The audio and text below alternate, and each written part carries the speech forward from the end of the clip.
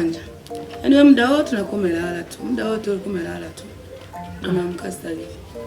Unajua mke wangu, ukiwa familia tajiri na lazima ujimwaemwae. Kuamka mapema ni nini mama? Shida gani? Kwa vile uende shamba. Shamba gani mama? Sisi matajiri. Takiwa ende kijijini ukalime. Takiwa ende kijijini ukalime. Ina maana mama unaniambia mimi niamke mapema kwa nini? Utakuwa mchovu mume wangu. Jifunze kazi. Wewe unawahi kuamka. Hivi niamke mapema niende wapi mama? Yaani hela zimekupa kiburi. Asi unajua tena hata wewe nilikuleta kwa ajili ya hela. Kula maisha mama, usinilazimishe kuamka asubuhi. Watoto wetu siku ile walituomba waende kijijini kumsalimia babu na bibi. Lakini jana wameniomba niwasindikize. Lakini mimi naona muda sina. Mama Thomas. Hilo swala la vijana hata mimi nalifahamu, lakini wewe uweze kuwasindikiza hao vijana, wameshakuwa ni wakubwa. Wanaweza wakatembea wao wenyewe na kumtafuta babu yao, mzaa mama yao, wasindikize tena wewe mama. Waende wenyewe tu mama. Watampata tu babu yao kule vijijini. Baba. Mwanangu. Mama. Thomas. Mimi naona safari yetu ndio imefika. Safari na wapi yake? Ndio, hapa tulipo tunaondoka. Ndio. Yeah. Sawa, nendeni fika kumsalimia babu yenu, bibi yenu, baba Rebeka. Nawatakia safari njema. Asante. Yaani watoto wangu tembeni salama kama ulivyobuni. Mtafute babu yenu na Mungu awatangulie. Asante baba. Na Mungu atutangulie.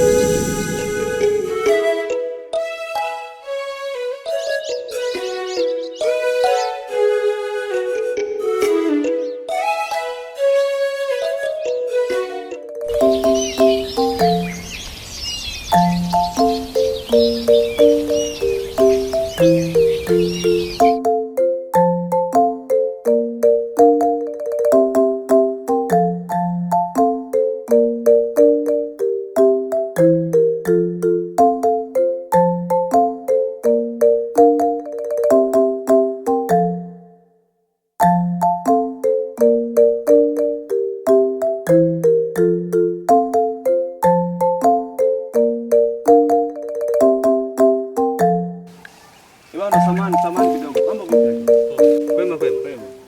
Ibana sisi maeneo haya ni wageni. Tunaulizia kuna babu mmoja anaitwa Baba Rebeka. Si unamjua? Baba Rebeka. Kani. Mimi mwenyewe nimekuja kesho tu hapa. Unaona maisha kama sifahamu kabisa. Labda kwa mpeleka hapo kaulize hapo. Kaulize. Ibana sisi tunashukuru basi watu waendelee na safari.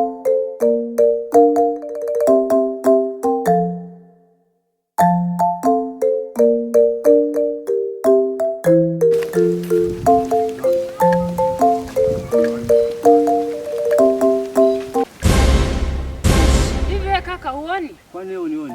Yaani njia yote huko mpaka uniguse. Nakula kuna barabara. Kwani wako na njia huko? Watu wengine mkoje? Kaka, hivi vitu wa kijijini wa hivi kweli? Huyu dada amelazimisha kunigusa. Kwa nini? Sikiliza dogo, sawa? Hawa niachie mimi. Wewe sister. Na maana hii njia yote tunataka kuikataza, wewe umekuwa nani? Yaani njia yote mpaka huko mniguse mimi. Huyu mwanamke ungempisha. Kwa wanaume upi? Sikiliza dada, mimi wala sizungumzi, nitakufumua. Jaribu. Nitakufumua? Jaribu. Nitakufumua? Jaribu. Nitakufumua? Jaribu.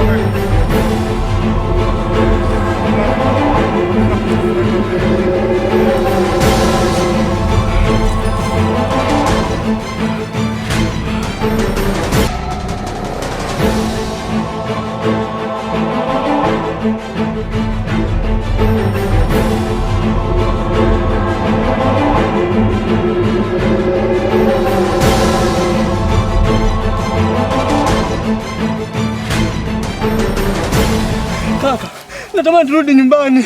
Unaanza sema kukimbia ovyo ovyo kaka. Turudi nyumbani kaka, turudi. Toba. Jikaza tu tuende kwa babu. Tutampata tu babu yetu. Kaka mimi siwezi kuvumilia, kaka. Siwezi kuvumilia kaka. Mimi msuko hii kaka. Tumtafute babu yetu, tutampata. Hii msuko dogo ni ya kawaida. Nipige.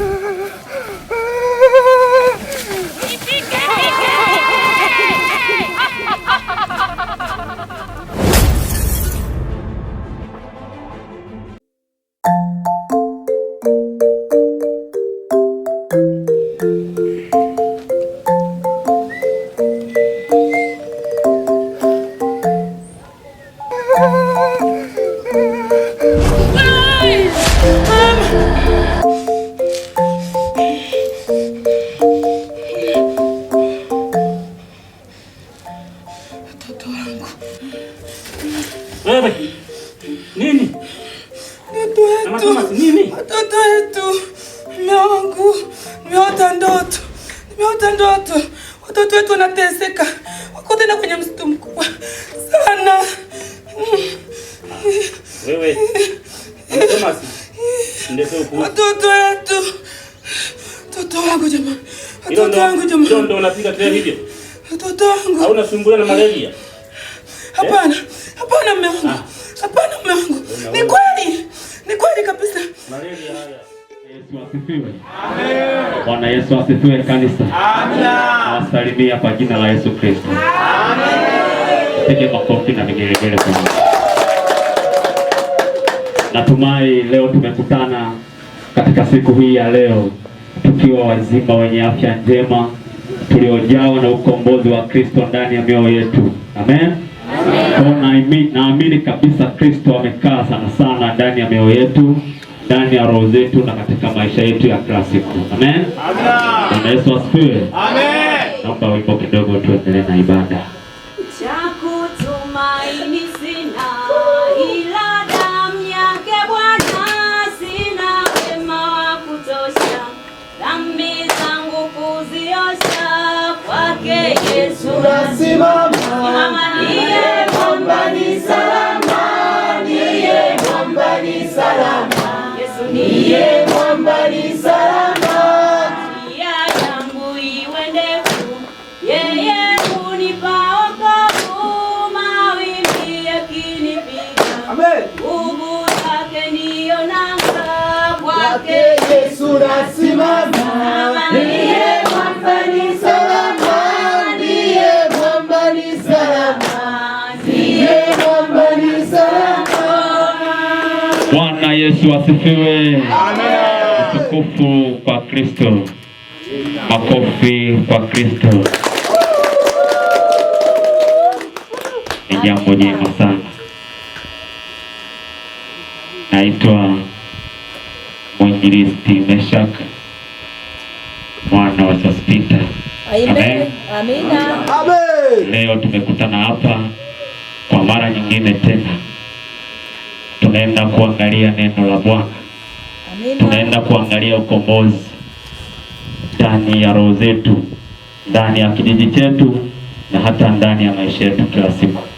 Tunaenda kuangalia ni namna gani tutaenda kupokea uzima wa milele.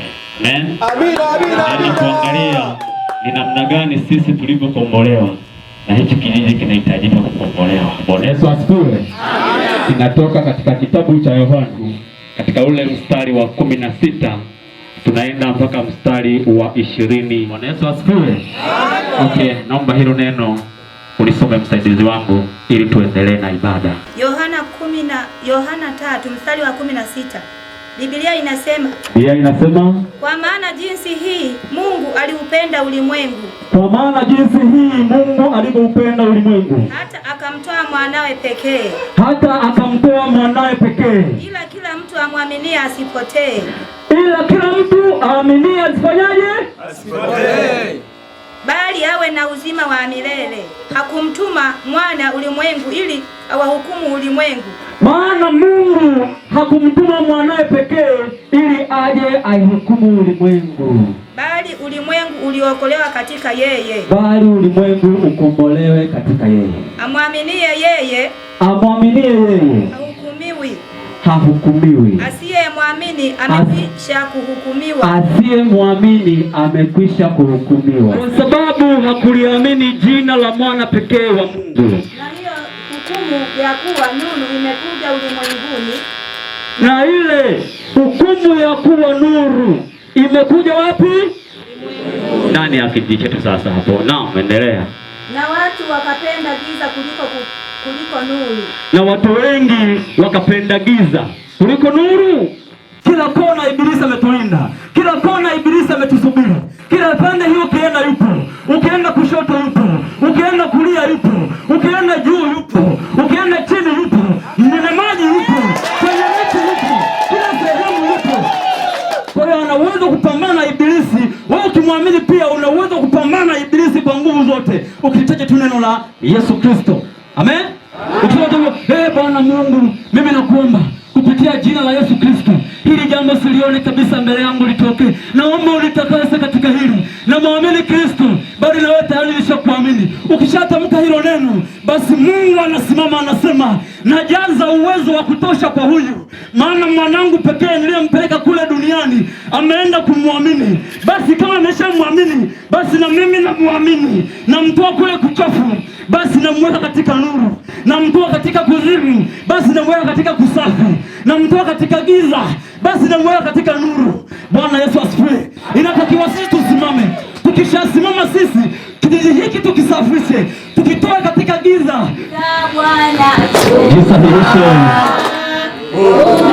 Jisahihishe mwana wa Mungu, na tuliondoshe hiyo hali. Tunaenda kuifuta kabisa giza ndani ya kijiji hiki. Nenda kaseme giza sio mahali pake ndani ya kijiji hiki. Nenda kaseme mchawi sio mahali pake ndani ya kijiji hiki. Nenda kaseme ibilisi sio mahali pake ndani ya roho yangu. Nenda kajisahihishe na useme, Mungu wewe nakutaka peke yako. Tunaenda kumwamini Kristo. Tunaenda kuvunja giza yote. Tunaenda kuondoa nguvu iliyo mbaya, bali nuru tunaenda kuikaribisha kwa jina la Yesu Kristo.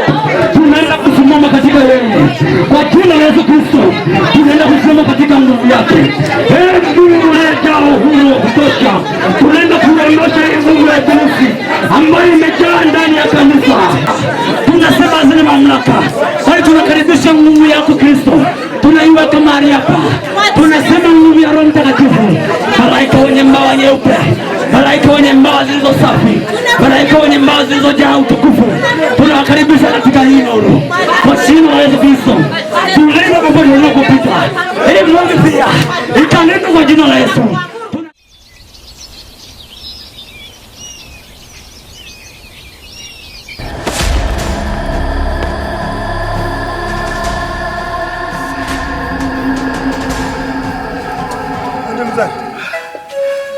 Hodi mzee.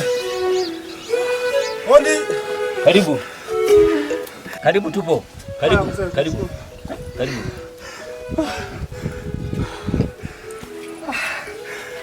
Karibuni.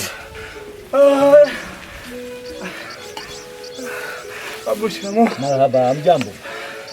Vipi mnahema hivyo? Kuna nini? Babu. Kuna nini? Mzee, sisi tuna matatizo. Sisi ni wageni kwenye hiki kijiji. Ndio. Pindi tunaingia kwenye hiki kijiji, ndio tumekutana na binti mmoja. Ndio. Mdogo wangu huyo hapa akampalamia. Ndio. Wakaanza kufokana na mimi nikakasirika. Ndio. Nikataka kumpiga, kumbe ile binti ni jini. Jini? Tumehangaika babu. Tunaomba tu maji ya kunywa kwanza. Basi nendeni mkanywe mle kwenye chumba mle. Asante baba. Haya babu. Takatangulia.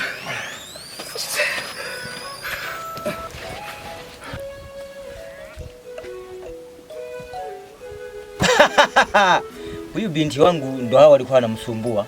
Najua ni hawa waliotoka hao. Haya, tutakutana nao baadaye. Hodi ndani. Hodi. Hodi. Dada, tusaidie maji ya kunywa. Nipige.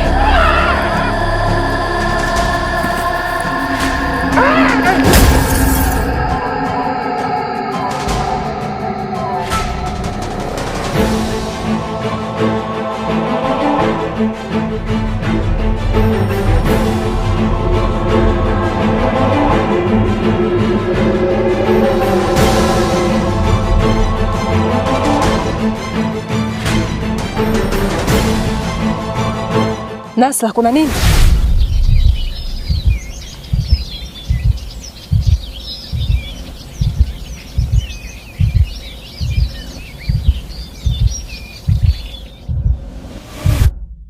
Kuna sauti moyoni mwangu. Nahisi kama huu msitu unaniita.